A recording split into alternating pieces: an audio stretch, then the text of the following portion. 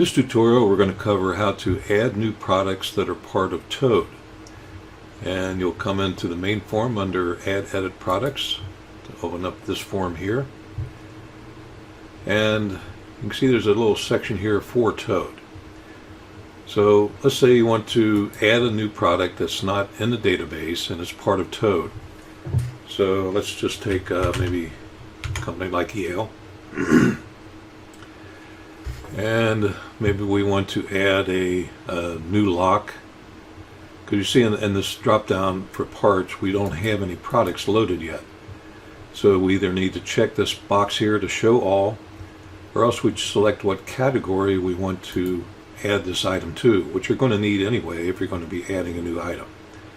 So let's say we're going to do a new lock. Now you notice here for price book it says select price book. That's because certain manufacturers like Yale, Schlage I believe, maybe a couple others, they have multiple price books. So you have to let the system know which price book are you going to be selecting from. So this will be just the Yale standard price book catalog. Now instead of filling anything else out, all I need to do now at this point is select Add Toad. And when I click this, now you have to have Toad installed in order to use this feature. And this will, by clicking Add Toad, it will bring up this is called a hardware configurator for the Toad program. And you can either put a series, if you know what the series is, you can start typing. Actually, let me find something we want to add first. Cancel this. Let's take a look at the drop down. And let's say we want to add a new, this is a 4602 privacy, I believe. But we want to add it in a maybe 606 finish, which does not show up in the list here. So we only have 2 finishes available right now. So I need a 4602 with a 605, or I'm sorry, 606 finish. So we'll go ahead and click Toad, Add Toad. Now I can either go ahead and type in 4602 over here, and it brings up the options available, and LN of course will be the lever handles. Or I can click this drop down that shows all of Yale's series and then select it here. Either way will work. So when it comes up, we now see what it's asking us, what function do you want? So I come down here, I need to double click the function. Now you notice over here we do not have a price or a product name or anything yet, or anything in this box. So we have to keep on building. We want a 4602 LN, so I'll double click that. Now it's asking us for the design, and we'll go ahead and stick with the AU Augusta. And now it's asking us for what finish do you want. Okay, this is where I'm going to go. I want to select the 606 finish. Now you can see we have a price and a part number and a base item up here. Now one thing you want to keep in mind, maybe there's an option, maybe like a knurled lever I want to add to the lock, but it's not showing up here. Just come up here to show options, and this opens up a whole new array of options you can select from. And let's see, there we go, abrasive coating. So I want to add abrasive coating to this. I'll just double click that option. And this will, then I need to select, do I want both sides, inside, outside, or not? And let's just go ahead and do both. So now you can see we've added the cost for an abrasive coating to that lock. So this is how you would add options if you want to change the back set, maybe the strike, or various things like that. So let's go ahead and we'll take this back to none. That'll get rid of that. And once I have the lock built the way I want it and the part number that I need, I just click Save and Exit. Now when I save and exit, what it's going to do is take that part number and load it here for me automatically, and then the list price it'll load up here. So we'll click Save and Exit, and it also loads a description. And because it's this Toad, it also loads the Adobe Cuts for that particular lock. So now that'll be available to us when we need to get the cut sheets. So at this point, the only thing I need to do is click on discounts, and that was a 4600 LN right here. And then there's the discount that will be used for this lock. Again, just a reminder, you cannot use, the only discount you can't use out of here is special. It won't let you save it with special. Special is a discount that you receive for a particular job only, not your standard everyday discount.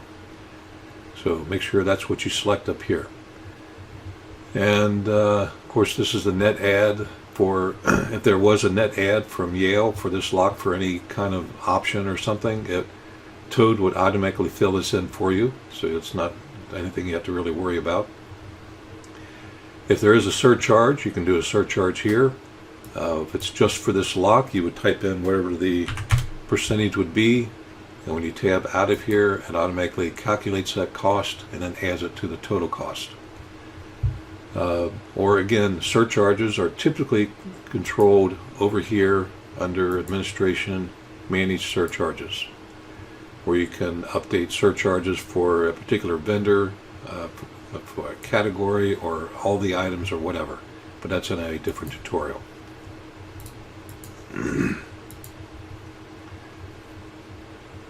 And then you have the typical things here where you have to tell it whether it's an inventory part. These items are normally automatically filled in. You would leave this blank because this is a new item, so there's no inventory you have to worry about. And here you would save the product. So I'll go ahead and click Save Product. Oh, we do need a unit of measure. Sorry about that. And if you can guess at the weight, maybe 7 pounds for this lock. It doesn't have to be exact.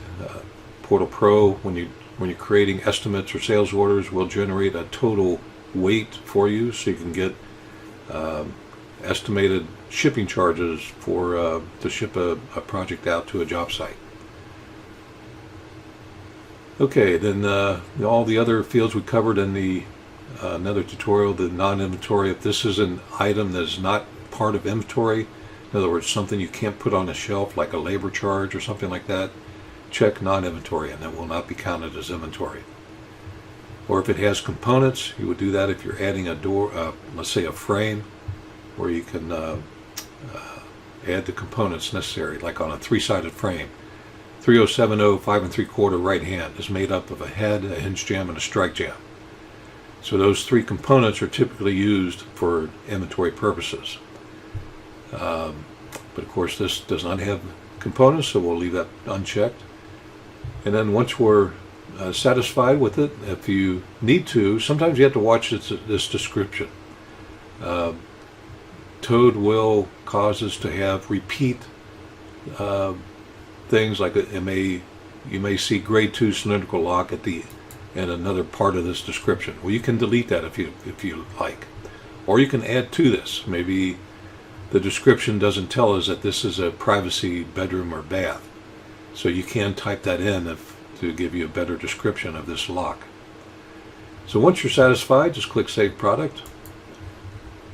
And when you do that, you can see a SKU number is generated, and the SKU number begins with a T for Toad.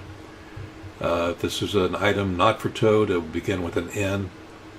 And now when we click this drop down, we can see that 606 finish is available to us now on, and it's always there. So you only have to do this once.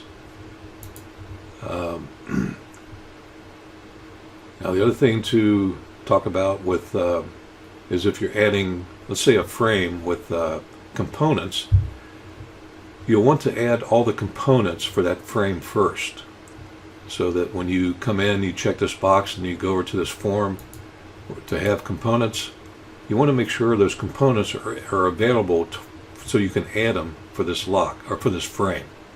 So that's the primary difference between all the other items. Of course, you will still have this. Go ahead and clear these fields out. Let's go to Curry's, because I know that's part of Toad. And let's go ahead and do Holloman frames. You can see Curry's only has one price book, so it automatically selects the price book for me. And if I select a frame, you can see when I do that, I get this additional box opens up down here. This is something that's used for the door schedule. So you'll want to make sure you go ahead and select all these. That way these fields will be filled in automatically for you when you select this particular part number for a door schedule.